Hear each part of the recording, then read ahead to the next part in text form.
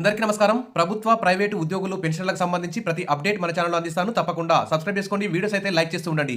ఇక వివరాలకెళ్తే 30 సంవత్సరాలు ఉద్యోగం చేసి రిటైర్మెంట్ అయిన తర్వాత కనీసం రూ. 1000 పెన్షన్ కూడా రాకుండా ఉన్నటువంటి దీన స్థితిలో పెన్షన్‌లయితే జీవితాన్నయితే గడుపుతున్నారు. కాబట్టి దీని మీద ప్రధానమంత్రి నరేంద్ర మోడీ గారు, తర్వాత సీబీటీ ట్రస్టు అధికారులు గాని అందరూ కూడా ఈపీఎఫ్ఓకి సంబంధించి ఆర్థికపరమైనటువంటి సమస్యల మీద కీలకమైన నిర్ణయాలు తీసుకోవాల్సిన అవసరం ఉంది.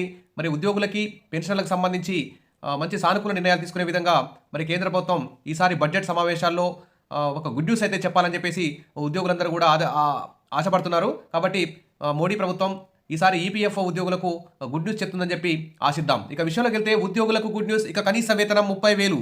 ఎలా అంటే దేశంలో కార్మికుల సామాజిక భద్రతను పెంచేందుకు మోడీ ప్రభుత్వం ప్రణాళికలు సిద్ధం చేస్తున్నట్టు తెలుస్తోంది. నెలవారీ జీతాల పరిమితిని రెట్టింపు చేసేందుకు సన్నాహాలు అయితే చేస్తున్నట్టు ఇక్కడ తెలుస్తుంది.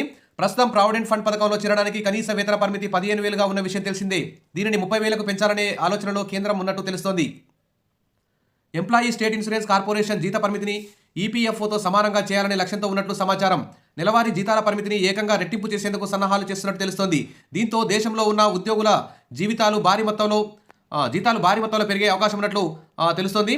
మరి ప్రస్తుతం ఈపీఎఫ్లో ఉద్యోగులు, యజమానులు 12% చొప్పున ఫండ్ అయితే చెల్లిస్తున్నారు. ఒకవేళ నెలవారీ జీతం పరిమితిని 30,000కు పెంచితే ఎంప్లాయీ షేరు 3,600లకు పెరుగుతుంది. దీంతో ఉద్యోగుల పదవీ విరమణ చేసినప్పుడు మెరుగైన పెన్షన్ పొందే అవకాశం లభిస్తుందని ప్రభుత్వం అభిప్రాయపడుతుంది. దీంతో దేశంలో కోట్లాది మంది ఉద్యోగులకు మేలు జరుగుతుందని అంచనా వేస్తున్నారు. ఇందులో భాగంగానే సెంట్రల్ బోర్డ్ ఆఫ్ ట్రస్టీస్ ఇటీవల సమావేశమై పలు కీలక అంశాలపై చర్చించడం జరిగింది. వచ్చే ఏడాది ఫిబ్రవరిలో ప్రవేశపెట్టే బడ్జెట్లో దీనికి సంబంధించిన ఒక స్పష్టమైన నిర్ణయం తీసుకోనున్నారని వార్తలైతే వస్తున్నాయి. జీత పరిమితిని పెంచిన తర్వాత ఈపీఎఫ్, ఈఎస్ఐసి 2 ఫండ్ చెల్లించాల్సి ఉంటుంది. ఉద్యోగుల జీతంలో కొంత భాగంతో పాటు యజమానులు కూడా కొంతమేర ఫండ్ను జమ చేయాల్సి ఉంటుంది. ఈపీఎఫ్ లిమిట్ను కేంద్ర ప్రభుత్వం 2014లో మార్చిన విషయం తెలిసిందే. ఆ సమయానికి 6,500గా ఈపీఎఫ్ లిమిట్ను 15,000కు పెంచుతూ నిర్ణయం తీసుకున్నారు. దీంతో మరి ఇప్పుడు 10 సంవత్సరాలు అవుతుంది.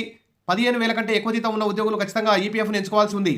అయితే ఇప్పుడు ఈ పరిమితిని పెంచితే ఎక్కువ మంది సభ్యులుగా చేరే అవకాశం ఉన్నట్లు అంచనా వేస్తున్నారు.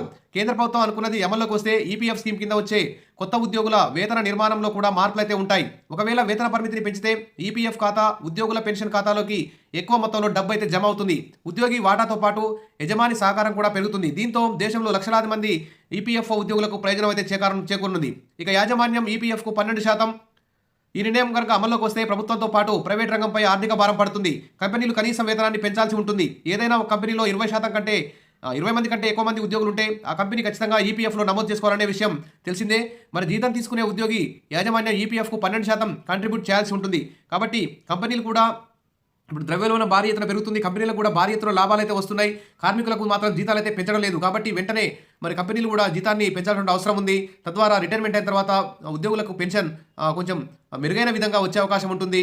కాబట్టి భావి జీవితం పెన్షనర్లు సుఖప్రదంగా గడిపే అవకాశం ఉంటుంది. కాబట్టి మరి కేంద్ర ప్రభుత్వం, కంపెనీలు ఇవన్నీ కూడా ఉద్యోగుల పట్ల, పెన్షన్ల పట్ల కీలక నిర్ణయాలు తీసుకోవడం అవసరం ఉందని చెప్పి యూనియన్లు, కార్మిక సంఘాలన్నీ కూడా భావిస్తున్నాయి.